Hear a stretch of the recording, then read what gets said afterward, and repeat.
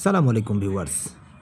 যে জায়গাটি আপনারা দেখতে পাচ্ছেন এই জায়গাটিতেই আমাদের নবী হযরত মুহাম্মদ সাল্লাল্লাহু আলাইহি সাল্লাম বসে সাহাবাদেরকে নিয়ে এখানেই কথাবার্তা বলতেন। এই যে বাসাটি দেখছেন এই বাসাতেই আমাদের নবী হযরত মুহাম্মদ সাল্লাল্লাহু আলাইহি সাল্লাম সাহাবাদেরকে নিয়ে এখানেই থাকতেন, বসবাস করতেন। দেখুন কতটা সুন্দর ভিতরে ছোট, ছোট রুম সাহাবাদের এবং এই জায়গাটা একটা কুয়োর মতো এখানে পানি অঝরে পানি থাকতো ওই সময়ে। আমাদের নবীজি যখন তাঁবুকে এসেছিলেন, নবীজি বলেছিলেন যে এই তাঁবুকে একসময় শস্য শ্যামলায় গাছগাছালিতে ভরে থাকবে।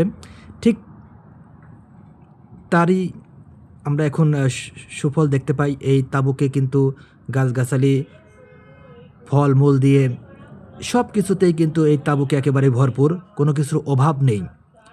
এই বাড়িতে থেকে আমাদের নবীজি যুদ্ধের ভিতর থেকে যুদ্ধের যে তীর নিক্ষেপ করতেন শত্রুদেরকে, সেটাও কিন্তু আমি দেখিয়েছি।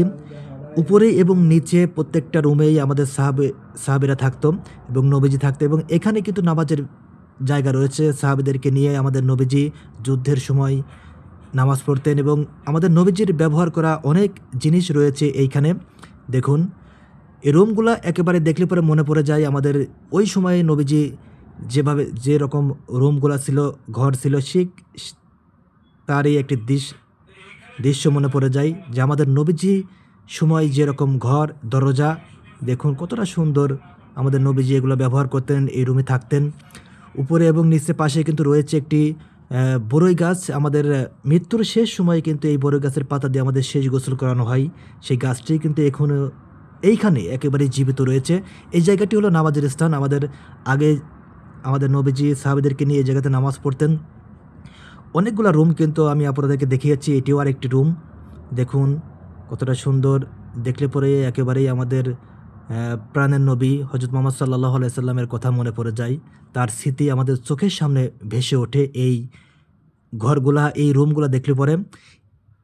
এটি যেটি দেখতে পাচ্ছেন এই ফুটো দিয়েই আমাদের নবীজি শত্রুদেরকে তীর নিক্ষেপ করতেন, যেটা বাইরে থেকে কিন্তু আমরা দেখতে পাই না এবং ভিতর থেকে মানুষ বাইরে দেখা যায়।